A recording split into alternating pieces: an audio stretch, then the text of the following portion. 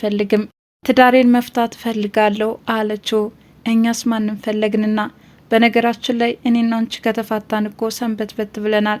ከኔ ጋር የመኖር ፍላጎት ቢኖርሽ እንኳና በእኔ በኩል ግን ጨርሻለሁኝ። ለማንኛውም ግን ይህንን ጥያቄ ከአንቺ ስላመጣሽው በጣም ደስ ብሎኛል በማለት በጸጋ ተቀበለ። ሆኖም እያልጠበቀችውን መልስ ያላገኘችው ቲና ግን እንዴት የሚስትነትን ማዕረግ አውርደህ በዚህ ልክ ልትሸኘኝ ከጀልክ በማለትም እብድ ሆናም ተከስታለች። ሆኖም ከኔ ምን ጠብቀሽ ነበረ? የፍች ጥያቄሽን በደብዳቤ እናረጋግጥልሽ ወይስ ምን ተሻለሽ? እንግዲህ ወደ መጣሽበት ትመለሽ ዘንድ ጥያቄው ከራስሽ መጥቷልና ይህ መብትሽ ደግሞ ሊከበርልሽ ግድ ይለናል። በይቻው ቲና በማለትም ስቀው ያሰናብቷታል። አቶ ዳንኤል እቅዱ ከሽፎበት ወየው ጉዴ ያለም ይመስላል። እንዴ ካሌብ፣ እናንተ ስትፋቱ እንዴት ይሆናል? አብራችሁ መኖር አለባችሁ እንጂ ችግራችሁን ቁጭ በሉና ተነጋግራችሁ ፍቱት። ቲና እኮ ከአፏ ነው እንጂ የምትለፈልፈው ከልቡ አይደለም።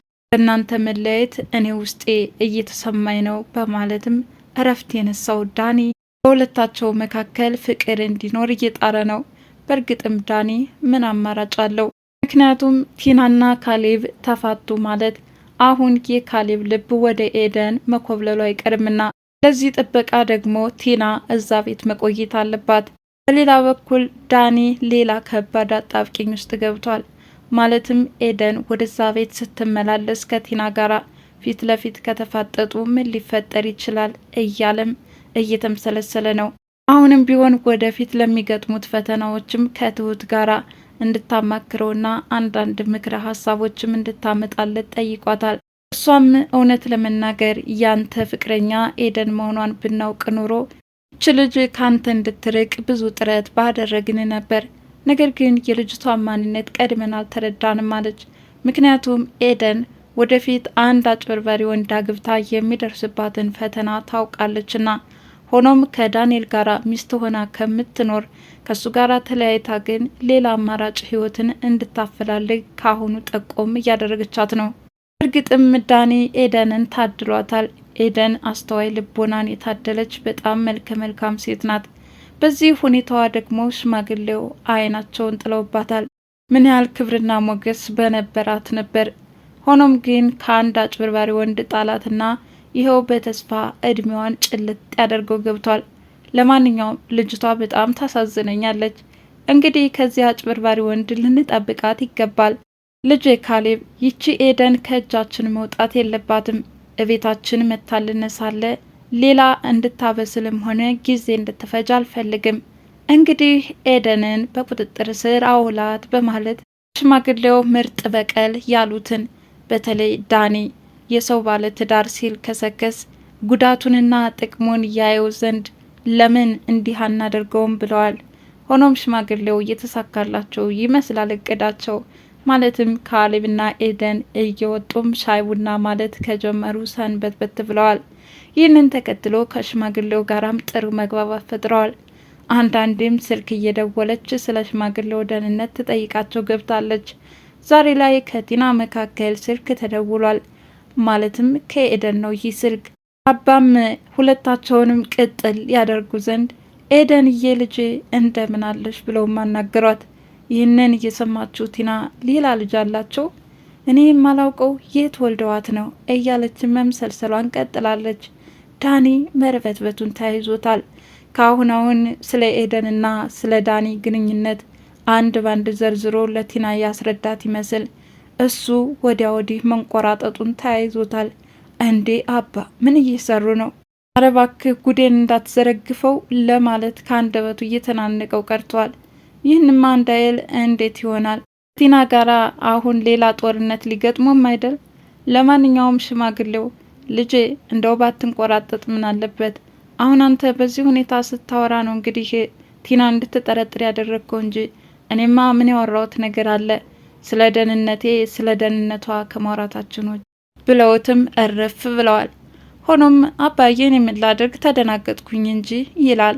አርፈ ተቀመጥ በማለትም እየመለሱለት ነበረ። ቲናም የቤት ባለቤት ሆንኩ ካለች በኋላ ምችስ ከራሳቸው ላይ ሆኜ ልጨፍር ማለቷን ተያይዘዋለች። ፎቷ ከልክ አልፎ ሽማግሌውንም እያመነጫጨቀች እንግዲህ አንተ ልምከርሽ እንዳትለኝ፣ ለማንኛውም አሁን ምንም አይነት ምክር መስማት አልፈልግም። በጣም የምትናገረው ነገር የወረደና የዘቀጠ ነው። በተለይ ደግሞ ለአንድ ሽማግሌ የሚገባቸውን ክብር መስጠት ሲገባት፣ እሷ ግን በሚያሳዝን ሁኔታ እያመነጫጨቀቻቸው ነው። እኔም ይህንን በመመልከት አባዬ ግን ታመሳለህ፣ አንዳንድ ነገር ታስታውሳለህ በማለት ከዚህ በፊት ሽማግሌው አሁን ነቃሁኝ፣ መስማትም መናገርም እችላለሁ ብለው አዋጅ ባወጁበት ሰዓት የጠየቁትን ጥያቄ ነበረ ዛሬም ደግሞ ዳንኤል የጠየቀው። ሆኖም አባትም መቼም በዚህ ሁኔታዋ ያኔ ታመሜ ሳለም ብዙ እንዳንገላታችኝ ይሰማኛል በማለትም ይመልሳሉ። ሆኖም አይ አባዬ እንደዛ እንኳን አይደለም፣ ኛውም ግን ቲና መስመሯን እየሳተች ስለሆነ አንዳንድ ነገር መክረን ካለችበት ብንመልሳትስ ምን ይመስልሃል ብለውታል።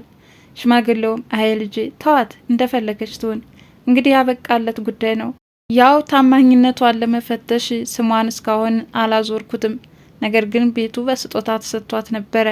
እሷ ግን የት ሄድኩ ሳትል ይኸው ጥላን ኮብልላ ሰነበተች።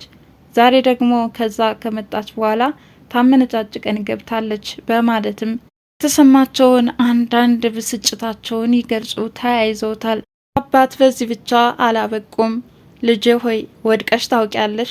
ማለት ከየት ነው የምወድቀው? ከሶፋ። ሶፋማ ምን አለው? እዛችሁ ተንከባልሌ መነሳት ያቅተኛል እንዴ? ወይስ ደግሞ ህፃን ልጅ ነኝ እንዲሁ ተንከባልዬ መሬት የማርፈው አለቻቸው። አይ ከፎቅስ? ከፎቅ ብትወድቂ ያመሃል እንዴ? ምን አይነት ምክር ነው? ከፎቅማ ከወደቅኩ በቃ ሞታለሁኝ።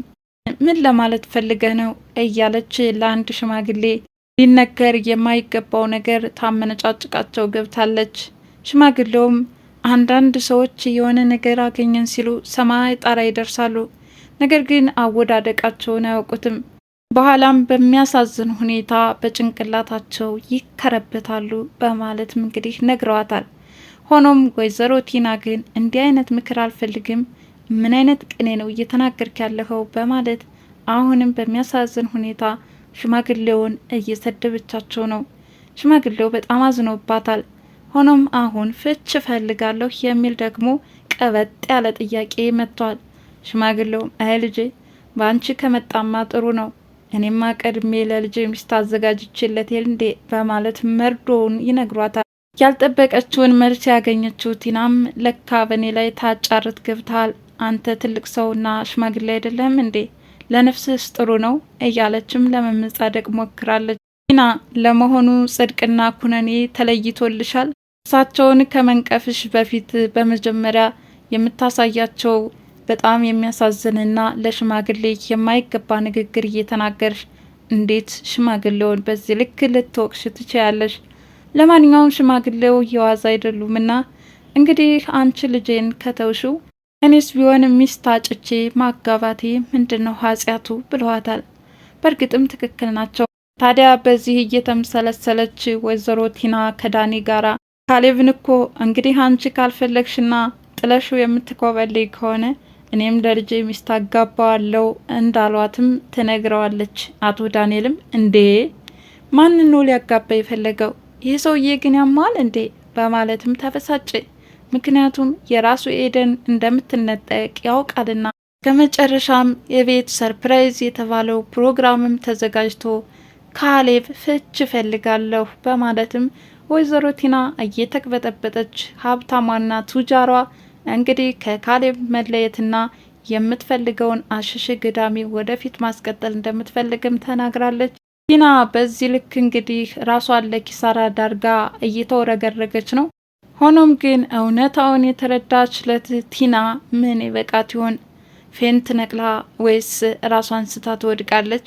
ካለብለዛ ራሷን ላይ ቅርታ ታዘጋጃለች? እንግዲህ አብረን የምንመለከተው ይሆናል። ለዛሬ የነበረኝ ፕሮግራም ይህን ይመስላል። ትሁት 28 የግፈኛዋ ሴት ፍጥጫና የሰራተኛዋ ትሁት መጨረሻ የዛሬውን ይመስላል።